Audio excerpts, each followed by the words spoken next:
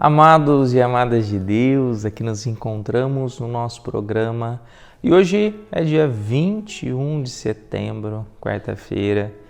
Hoje meu irmão Igor faz aniversário, então rezo por ele, pedindo o dom da vida, muitas bênçãos sobre ele e sobre a sua família. Hoje também é dia de São Mateus. São Mateus, ele é apóstolo de Jesus. Então ele era um cobrador de impostos, ele respondeu com entusiasmo ao chamado de Jesus.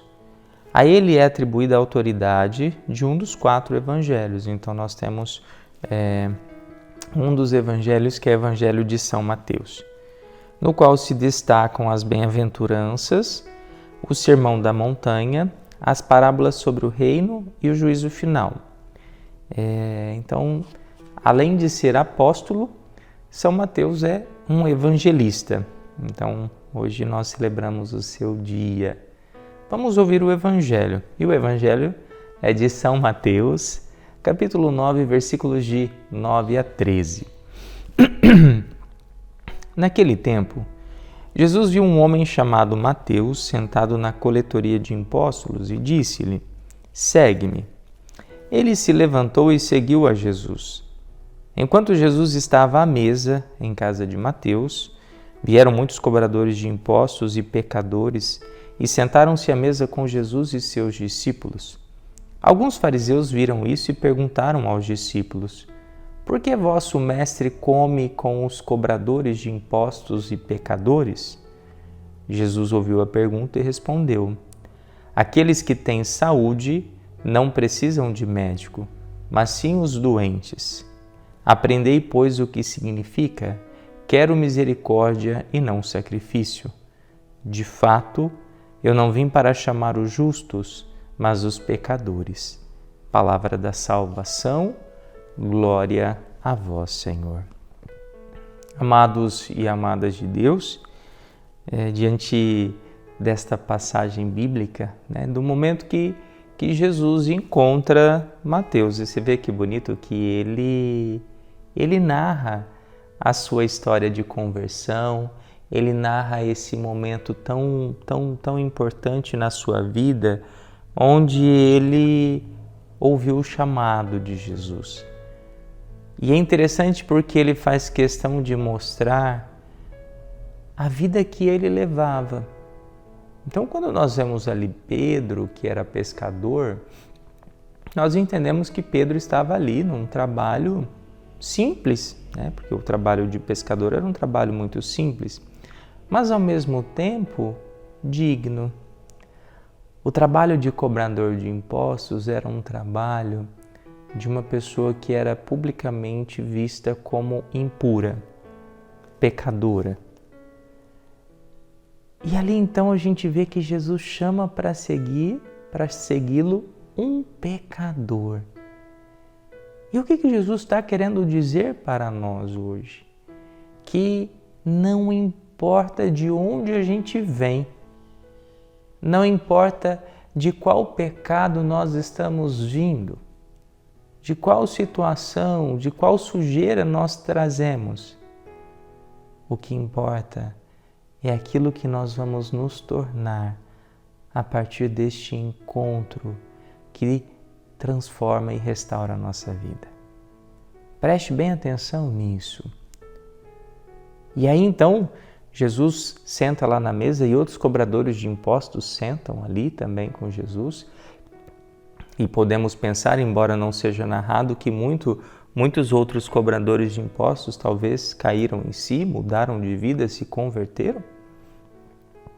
Mas ali, algumas pessoas falam assim: "Nossa, o mestre de vocês come com pessoas impuras, com pecadores, cobradores de impostos."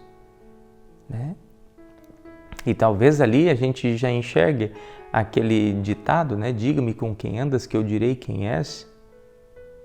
E Jesus talvez venha mudar isso, que às vezes nós precisamos andar com essas pessoas que estão marginalizadas, não para nos tornarmos iguais, mas para podermos oferecer a eles dignidade. Precisamos parar com este preconceito, com essa situação de exclusão, mas podemos trabalhar na inclusão, incluir, trazer para junto de Deus. E ali então, Jesus ele vai dizer, aprendei de mim. Jesus ouviu a pergunta e respondeu, aqueles que têm saúde não precisam de médico, mas sim os doentes. Olha que lindo! Jesus, ele vem para todos aqueles que ainda estão doentes, estão enfermos, estão perdidos, estão no pecado. Jesus, ele veio para mim, para você.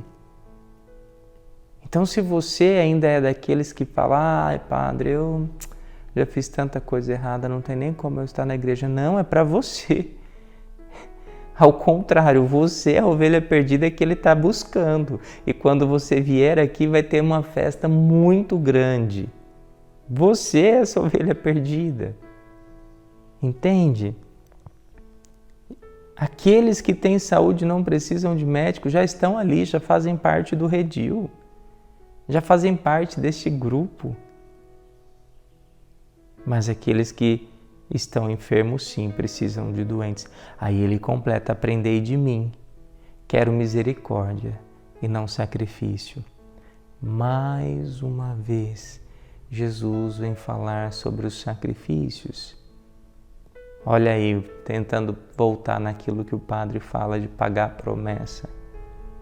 Olha aqui que Jesus fala, ao invés de você pagar a promessa, né? Por que você não começa a colocar mais em prática a misericórdia? Por que você não vai ali atrás da ovelha perdida?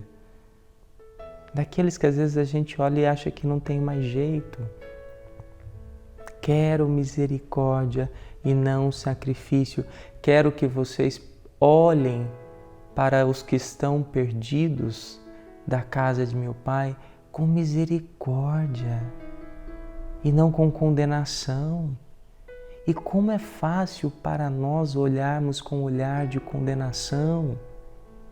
E como é fácil olhar para aquela pessoa que não faz parte ali da nossa igreja e falar, nossa, esse está perdido no mundo. Ah, não tem mais jeito. O que eu acho mais belo de Deus é que Ele nunca quer perder nenhum de seus filhos. Ele nunca quer perder nenhum de seus filhos. E assim como Ele chamou Mateus, e Mateus mesmo estando no pecado, porque talvez Mateus poderia dizer assim, mas eu sou muito pecador, não sirvo para isso não. Mas ele simplesmente acreditou e foi, né? Prontamente deixou, né, a coletoria de impostos, prontamente deixou o seu ofício e foi ali caminhar ao lado de Jesus. E talvez ele poderia falar, meu Deus, né, mas como que eu vou deixar algo que me dá tanto dinheiro, né? E aí a gente vem falar da nossa relação com o dinheiro. Como que eu vou deixar algo que me sustenta para viver aí com Jesus? E se me faltar? Porque às vezes as pessoas ficam muito nisso, não conseguem confiar na providência de Deus. Mas eu digo para você, se Mateus tivesse dito não, ele continuaria sendo só um cobrador de impostos e nunca nem teríamos notícia dele. Mas a partir do momento que ele disse sim, ele se transformou num grande apóstolo, num grande evangelista, em alguém que mudou a vida de muitas pessoas, em alguém que foi eternizado na história. Porque quando nós fazemos o bem, nós somos eternizados na história. É interessante que às vezes as pessoas estão buscando ser eternizada como a que ficou mais rica, mas lá na frente, daqui 500 anos, ninguém está interessado quem foi o homem mais rico, mas quem foi aquele que ofereceu mais amor, quem foi aquele que fez o bem, que fez a diferença, né? E aí podemos pensar nas riquezas de grandes santos, né? São Francisco de Assis, né? Quem foi o homem mais rico na época de São Francisco de Assis? Se fala? Não. Mas se fala naquele que se fez o mais pobre e dentro da sua pobreza cuidou dos mais pobres. Que nós possamos também, assim como São Mateus, sermos capazes de abrir mão, né, dessa vida de pecado para fazer essa experiência da transformação, porque Deus nos transforma quando nós dizemos sim a Ele. Vamos rezar juntos. Pai nosso que estais no céu, santificado seja o vosso nome. Venha a nós o vosso reino. Seja feita a vossa vontade, assim na terra como no céu. O pão nosso de cada dia nos dai hoje. Perdoai as nossas ofensas, assim como nós perdoamos a quem nos tem ofendido. E não nos deixeis cair em tentação, mas livrai-nos do mal. Amém. Que o Deus Todo-Poderoso te abençoe, Pai, Filho, Espírito Santo. Amém.